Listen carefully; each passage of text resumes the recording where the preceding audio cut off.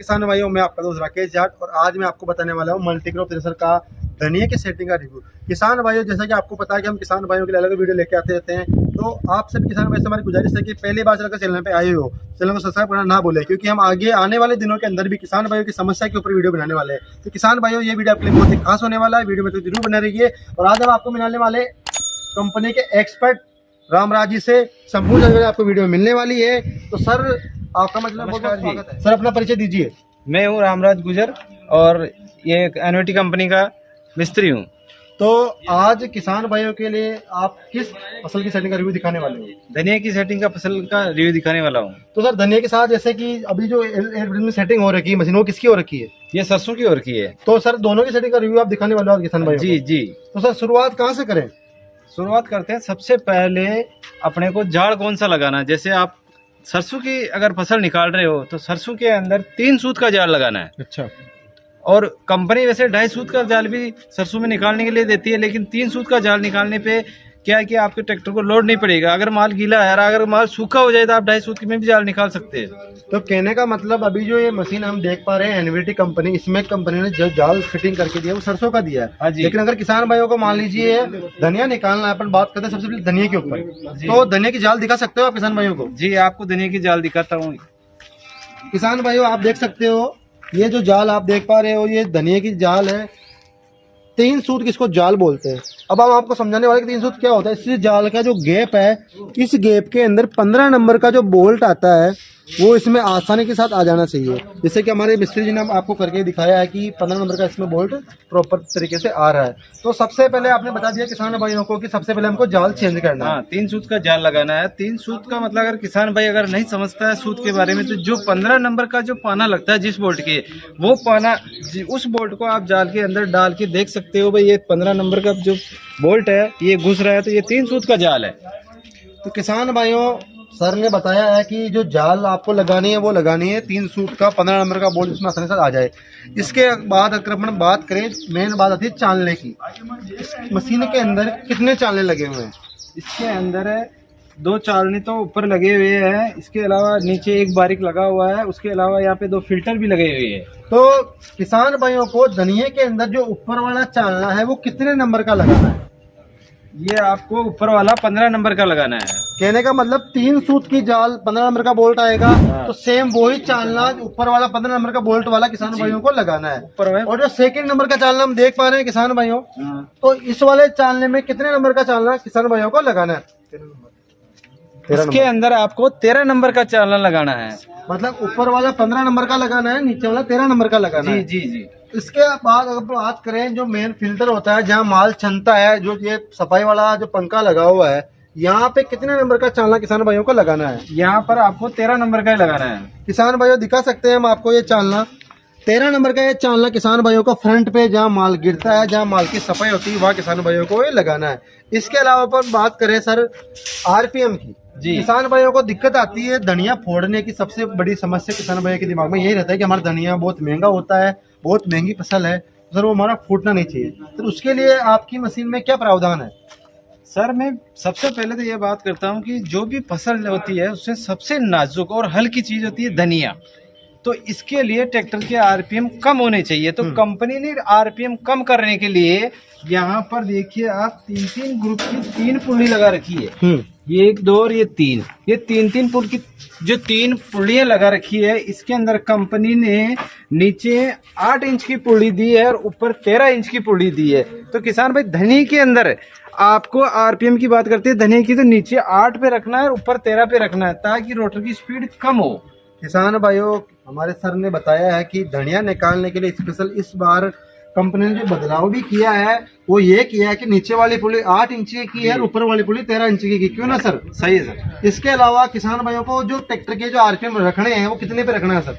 वो 9 या 8 के आरपीएम पे ट्रैक्टर को, ट्रैक्टर की स्पीड कम से कम 9-8 पे ही होनी चाहिए। किसान भाइयों, आपको सबसे पहले ध्यान करना है जाल का, उसके बाद आपको ध्यान करना है साइड वाले रोटर का। सबसे मेन बात होती है ट्रैक्टर के आरपीएम, वो आपको रखने हैं 8 से 9 के बीच। क्यों ना सर? जी जी सर, इसके अलावा अगर अपन बात करें पीछे की जो डोली होती है उसके जो आरपीएम होते हैं, तो उसको अपन को कहाँ रखना है सर?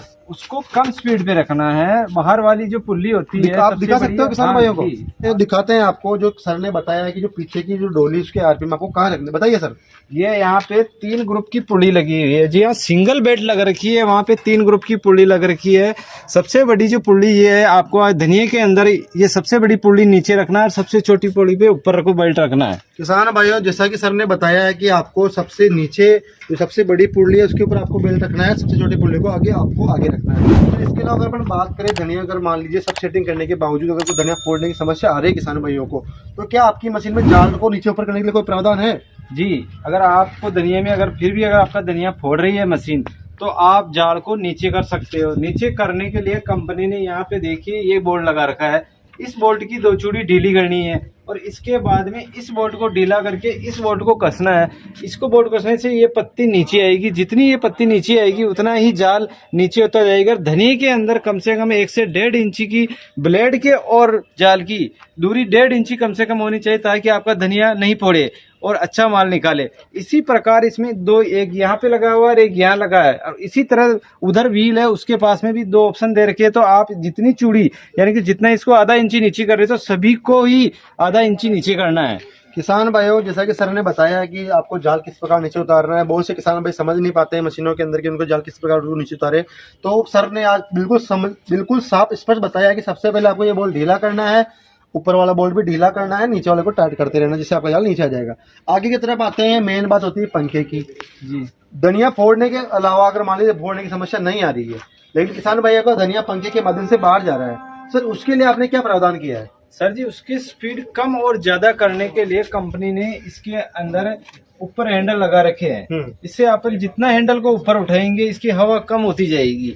तो अगर आपका धनिया अगर बाहर फेंक रही है मशीन भूसे के अंदर, तो आप इस हैंडल को ऊपर कर दीजिए। अगर आपका चलना भर रहा है तो आप अगर चलना भर रहा है तो इस पीछे वाली बोलते हैं प्रेशर प्लेट, तो इसको डाउन करना है। आपका अगर चलना भर नहीं रहा फिर भी अगर धनिया अगर बाहर फेंक रही है, तो आप प्रेशर प्लेट में हर 1-1 इंच पे एक होल और रखे, तो इस डंडे को ऊपर उठाना है। 1-1 ऊपर उठा के आपको देखना है कि आपका माल फेंक रही या नहीं फेंक रही। आप जितना इसको ऊपर उठाओगे हवा कम होती जाएगी और आपका माल सही आएगा और भूसे के अंदर दाने नहीं जाएंगे। तो सर बात हो गई पंखे की कंट्रोलिंग के बारे में, जाल की कंट्रोलिंग के बारे में। अब आते हैं मेन, जहाँ किसान भाई क्रॉस लगाते हैं वहाँ पे भी बहुत सी पुलिया कंपनी ने लगा रखी है। इस मशीन के अंदर हम देख पा रहे हैं कि इसमें 4 ग्रुप में कंपनी ने पुलिया लगाई है जी। तो इसके बारे में बताइए कि इस सेटिंग के अंदर किसान भाइयों को ये बेल्ट जो लगी हुई है वो कहाँ पे रखनी किसान भाइयों को? सर जी, धनिये के अंदर कम से कम स्पीड में आपको हवा का प्रेशर रखना है। इसके लिए जो आगे पुल्ली के ऊपर जो बेल्ट लगा रखी है उसको पीछे पीछे रखना, ताकि आपका हवा कम बनाए और आपका धनिया नहीं उड़ाए। तो किसान भाइयों, आगे के आरपीएम की बात करते हैं तो आपको जो मेन क्रॉस जहाँ किसान भाई लगाते हैं वहाँ पे सबसे लास्ट वाली जो नीचे वाली पुल्ली है उसके ऊपर आपको सिंगल बेल्ट को रखना है।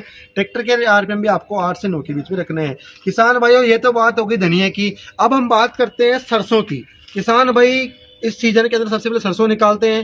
सरसों निकालने के लिए जो आपने सेटिंग कंप्लीट आगे से कर रखी है सरसों की, तो प्रॉपर सेटिंग होने के बावजूद किसान भाइयों को कभी समस्या आती है सरसों फोड़ने की, उड़ाने की।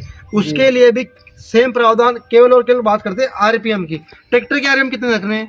ये 12-13 ट्रैक्टर के आरपीएम सरसों के अंदर रखने 12 से 13 के बीच में। और साइड की रोटर के ऊपर अपन बात करें तो साइड की रोटर के अंदर 3-3 बेल्ट जो आपने लगा रखी है मशीन के अंदर, वो कहाँ रखनी है? वो सब ट्रैक्टर के अकॉर्डिंग करनी है। जैसे आपके पास बड़ा ट्रैक्टर है और आपका पास अगर माल सूखा है तो आप बीच में भी डाल सकते हो। अगर माल गीला है तो आप फर्स्ट वाली पुली पे डाल सकते हो। अगर आपका ट्रैक्टर नहीं थप रहा है, लोड नहीं मार रहा, तो आप सेकंड पे डाल के उसका एवरेज बढ़ा सकते हो। तो सरसों के लिए आपने बताया है कि सरसों के अंदर भी आपको 3 सूत की जाल लगानी, जिससे ट्रैक्टर पे कंपनी ने जैसे 2.5 सूत का जाल लगा रखा है। अगर माल आपका गीला है तो आप 3 सूत का जाल लगा सकते हो। तो सरसों के अंदर आपने बताया है कि जो बीच वाली पुल्ली इसमें भी आप रख सकते हो। किसान भाई, अगर आपका ट्रैक्टर बड़ा है, माल गीला नहीं है, माल सूखा है, अगर आपको आरपीएम बढ़ाने हैं, खिंचाई बढ़ानी है। इसके अलावा आपने बताया है आगे वाली बेल्ट के बारे में बात करते हैं। आगे वाली बेल्ट के अंदर किसान भाई को कहाँ रखना है? आगे रखना, बड़ी पुली पे रखना, नीचे। सबसे बड़ी पुली नीचे वाली रखनी है, ताकि जो कचरा आता है गीले माल के अंदर जिसमें पंखा प्रॉपर हवा बना सके जी। इसके अलावा इस मशीन के अंदर मेन बात आती है किसान भाइयों को चालने की, चाल को बढ़ाना और कम करने में जी। तो उसके लिए आपने क्या प्रावधान किया है? हाँ सर, मैं आज ये जो प्लस मॉडल है, जिसके अंदर देखिए अगर चालने की स्पीड को कम और ज़्यादा करने के लिए सबसे पहले जो मोटर लगी हुई है नीचे, वहाँ से बेल्ट आ रही है। अगर उधर छोटी पुल्ली पे लगा रखी है तो आप मोटर की तरफ बड़ी पुल्ली पे डाल दीजिए और इधर छोटी पुल्ली पे डाल दीजिए, तो भी आपका चालने की स्पीड बढ़ जाएगी। अगर इसके अलावा भी नहीं बढ़ रही तो आप फिर ऑप्शन देखिए, यहाँ पर भी ये पुल्ली नीचे बड़ी, मतलब नीचे पुल्ली है तो इसको भी आप छोटी बड़ी करके बढ़ा सकते हो। और इससे भी अगर नहीं बैठ रहा हो तो आप सबसे यहाँ से खोलिए और इसके अंदर 30 नंबर का पाना लगाइए और बोल्ट को ढीला करके आप देख लीजिए। इसको आपको जितना बार जो नट लग रखा है, ये जो खांचा दे रखा है, इसको जितना बाहर लोगे उतनी ही इसकी स्पीड होती जाएगी। तो किसान भाई आप यहाँ से भी स्पीड बढ़ा सकते हो, नीचे मोटर से भी स्पीड बढ़ा सकते हो। तो आपकी मशीन में बहुत शानदार सिस्टम है। अगर किसान भाइयों को हल्की सी स्पीड बढ़ानी है तो बेल्ट के माध्यम से स्पीड को बढ़ा सकता है। अगर आपको उसको ज्यादा स्पीड करनी है तो नट के माध्यम से किसान भाई कर सकते हैं। जी। इसके अलावा बात करते हैं कि सरसों के अंदर किसान भाइयों को जाल और ब्लेड के अंदर कितना गैप रखना है। अगर आपका माल जैसे अगर गीला है और आपको अगर इसमें कोई दिक्कत नहीं आ रही है, लोड मार रहा है, तो आपको ब्लेड के और जाल के बीच में आधा इंची का गैप रख के चलानी है। अच्छा किसान भाइयों, आपको ध्यान करना है कि आपके पास चाहे कोई सी किसी भी कंपनी की थ्रेसर हो, अगर आप सरसों निकाल रहे हो, अगर आपका ट्रैक्टर लोड मार रहा है, जैसा कि सर ने बताया कि आपको कुछ नहीं करना है। सबसे इंपॉर्टेंट चीज़ करनी है, आपको जाल को ऊपर चढ़ाना है, जिससे इसमें ब्लेड का जल्द गैप कम रहेगा और आपका माल जल्दी चालने पे गिरेगा, ट्रैक्टर पे लोड नहीं पड़ेगा। किसान भाइयों, किसी प्रकार की आपके अगर कोई दिक्कत आ रही है मशीन के अंदर, आप कमेंट्स कर सकते हो। कमेंट्स के माध्यम से हमारे पास जो एक्सपर्ट है वो आपको संपूर्ण जानकारी वीडियो में मिलने वाली है और सर के नंबर आपको वीडियो में मिलने वाले हैं, जिससे आप घर बैठे भी जानकारी ले सकते हो। किसान भाइयों, कैसा लगा आज आपको सेटिंग का वीडियो? और आशा करते हैं कि ये वीडियो आपको अच्छा लगा होगा। सर ने जो हमको जानकारी दी हो आपको अच्छी लगी होगी। कमेंट्स के माध्यम से जरूर बताइए कि आपको वीडियो के अंदर क्या चीज़ अच्छी लगी। आशा करते हैं कि ये वीडियो आपको अच्छा लगा होगा। मिलते हैं आपको एक और अगले वीडियो में। जब तक जय जवान जय किसान।